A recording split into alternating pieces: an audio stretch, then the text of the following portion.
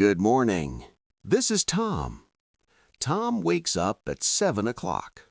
He opens his eyes. He feels a little sleepy. Tom gets out of bed. He makes his bed. He goes to the bathroom. He washes his face. He brushes his teeth. Tom goes to his room. He gets dressed. He puts on a blue shirt. He puts on dark pants. He looks in the mirror. He smiles. Tom is ready for the day. Tom goes to the kitchen. His mother is there. His father is there. They say, "Good morning." Tom sits at the table.